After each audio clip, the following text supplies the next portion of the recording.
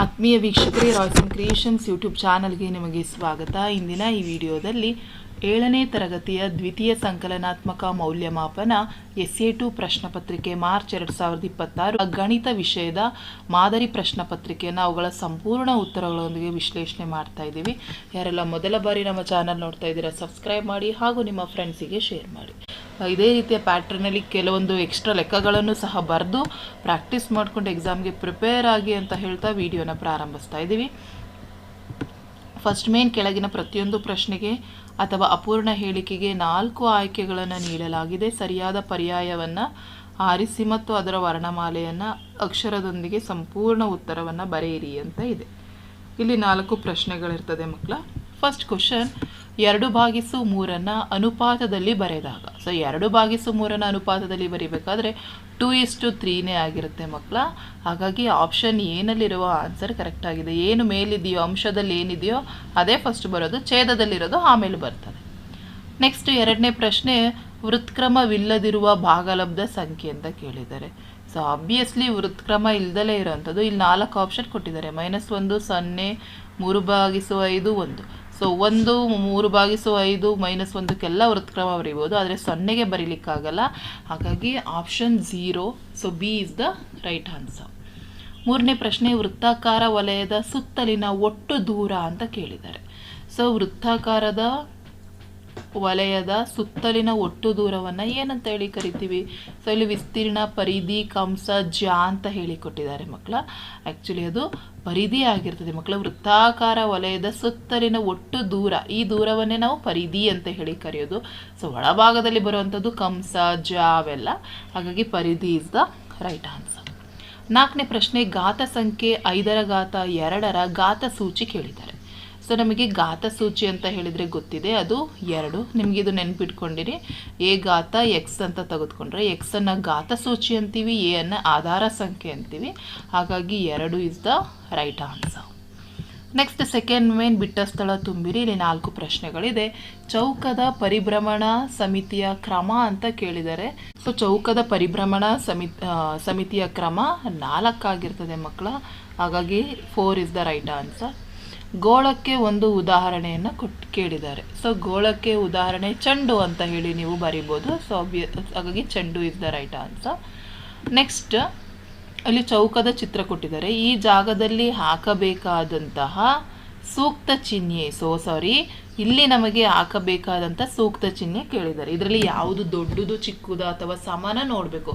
1/-11 = -1/11. So ಹಾಗಾಗಿ ಏನಾಗಿದೆ, ಎರಡೂ ಸಹ ಸಮಾನ ಆಗಿದೆ. ಹಾಗಾಗಿ ನೀವು ಇಲ್ಲಿ ಹಾಕಬೇಕಾಗಿರುವಂಥ ಚಿಹ್ನೆ ಸಮ ಚಿಹ್ನೆ.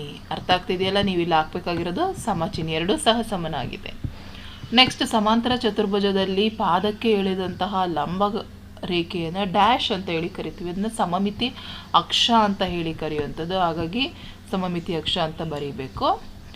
ನೆಕ್ಸ್ಟ್ ಥರ್ಡ್ ಮೇನ್, ಕೆಳಗಿನ ಸಮಸ್ಯೆಗಳನ್ನು ಬಿಡಿಸಿ ಅಂತ ಕೇಳಿದರೆ. 9ನೇ ಪ್ರಶ್ನೆ, ಬೀಜೋಕ್ತಿ ABX + 3AX ಎಕ್ಸ್ನ ಸಹಗುಣಕ ಅಂತ ಹೇಳಿ ಕೇಳಿದ್ದಾರೆ ಮಕ್ಕಳ. ಸೊ ಇಲ್ಲಿ ಎಕ್ಸ್ನ ಸಹಗುಣಕ ಇಲ್ಲಿ ಏನಾಗಿದೆ, 3A ಆಗಿದೆ ಮಕ್ಕಳ. ಇದರಲ್ಲಿ 3A ಆಗಿದೆ, ಇದರಲ್ಲಿ ಏನಾಗಿದೆ, AB ಆಗಿದೆ. ಸೊ ಹಾಗಾಗಿ ನೀವು ಬರಿಬೇಕು ಮಕ್ಕಳ, AB + 3AX ಎಕ್ಸ್ನ ಸಹಗುಣಕ 3A ಆಗಿರ್ತದೆ. ನೆಕ್ಸ್ಟ್ 10ನೇ ಪ್ರಶ್ನೆ, 6/1 ಆಧಾರ ಸಂಖ್ಯೆ ಅಂತ ಕೇಳಿದ್ದಾರೆ. ಆಲ್ರೆಡಿ ಹಿಂದಿನ ಲೆಕ್ಕವನ್ನು ನಾನು ಹೇಳಿದ್ದೆ ಮಕ್ಕಳ. A ಘಾತ ಎಕ್ಸ್ ಅಂದರೆ ಎಕ್ಸನ್ನು ಘಾತ ಸೂಚಿ ಅಂತೀವಿ, ಎ ಅನ್ನು ಆಧಾರ ಸಂಖ್ಯೆ. ಸೊ ಹಾಗಾಗಿ ಇಲ್ಲಿ ಉತ್ತರ ಏನಾಗಿರ್ತದೆ ಮಕ್ಕಳ, 6 ಆಧಾರ ಸಂಖ್ಯೆ ಆಗಿರ್ತದೆ. 11ನೇದು, ಇಂಗ್ಲಿಷ್ ಅಕ್ಷರದ C ಇರುವಂತಹ ಪರಿಭ್ರಮಣ ಸಮಿತಿಯ ಕ್ರಮ ಎಷ್ಟು ಅಂತ ಹೇಳಿ ಕೇಳಿದ್ದಾರೆ ಮಕ್ಕಳ. ಸೊ ಇಲ್ಲಿ ಪರಿಭ್ರಮಣ ಸಮಿತಿಯ ಕ್ರಮ ಏನಾಗಿರ್ತದೆ ಮಕ್ಕಳ, 1 ಆಗಿರ್ತದೆ. ಹಾಗಾಗಿ ನೀವು 1 ಅಂತ ಹೇಳಿ ಆನ್ಸರ್ ಬರೀಬೇಕು. ನೆಕ್ಸ್ಟ್, ಆಯತಘನಗಳಲ್ಲಿ ಇರುವಂತಹ ಮುಖಗಳ ಸಂಖ್ಯೆ. ಸೊ ನಮಗೆ ಗೊತ್ತಿದೆ ಮಕ್ಕಳ, ಆಯತಘನ ನೋಡಿ, ಇದನ್ನು ನಾವು ಆಯತಘನ ಅಂತ ಹೇಳಿ ಕರೆಯುವಂಥದ್ದು. ನೋಡಿ ಈ ರೀತಿ ನಾವು ಬಿಡಿಸ್ತೀವಿ ಆಯತಘನವನ್ನು. ಇದು ಒಂದು ಆಯತಘನ. ಇದರಲ್ಲಿ ಎಷ್ಟು ಮುಖಗಳಿದೆ ಮಕ್ಕಳ, ಲೆಕ್ಕ ಹಾಕಿ ನೀವು. 12 ಮುಖಗಳಿರುವಂಥದ್ದು 6 ಮುಖಗಳು. ಹಾಗಾಗಿ ನಮಗೆ 6 ಅಂತೀವಿ. ಸೊ ಇಲ್ಲಿ ಶೃಂಗಗಳು ಬಂದರೆ 12 ಶೃಂಗಗಳು ಮಕ್ಕಳ. ಅದೇ ರೀತಿ ಬಾಹುಗಳು ಬಂದರೆ 12 ಬಾಹುಗಳು. ಸೊ ಹಾಗಾಗಿ ನಮಗೆ ಇಲ್ಲಿ ಮುಖ ಕೇಳಿರೋದ್ರಿಂದ 6 ಮುಖಗಳು ಸರಿಯಾಗಿರುವ ಉತ್ತರ ಆಗುತ್ತದೆ. ನೆಕ್ಸ್ಟ್ 4th ಮೇನ್ ಕೆಳಗಿನ ಸಮಸ್ಯೆಗಳನ್ನು ಬಿಡಿಸಿ. ಇಲ್ಲಿ 10 ಪ್ರಶ್ನೆಗಳು, 2 ಅಂಕದ ಪ್ರಶ್ನೆ ಬರ್ತದೆ. 13ನೇ ಪ್ರಶ್ನೆ, ಕೆಳಗಿನ ಬೀಜ ಪದಗಳಲ್ಲಿ ಇರುವಂತಹ ಸಜಾತಿಯ ಬೀಜ ಪದಗಳನ್ನು ಗುರುತಿಸಿ. ಸೊ ಸಜಾತಿಯ ಬೀಜ ಪದಗಳು ಯಾವ್ಯಾವು ಕೇಳಿದ್ದಾರೆ ನೋಡಿ. ಇಲ್ಲಿ ನಮಗೆ ಕೊಟ್ಟಿದ್ದಾರೆ 5n, 8a, 9a, 3n, 19n. So ಇಲ್ಲಿ ನಮಗೆ ಸಜಾತಿಯ ಪದಗಳು ಯಾವ್ಯಾವ ಗೊತ್ತಾ? 3n, 9n. ಸೊ ಇದನ್ನ ಒಂದು ಗ್ರೂಪಿಗೆ ಬರ್ತದೆ, ಇದು ಮತ್ತು ಇದು ಒಂದಾಗ್ತದೆ 9a. ಸೊ ಈ ರೀತಿ ಸಪ್ರೇಟಾಗಿ ಬರೀರಿ ಮಕ್ಕಳ. 5n, 3n, 19. ಅದೇ ರೀತಿ 8a, 9a ಅಂತ ಬರೀರಿ.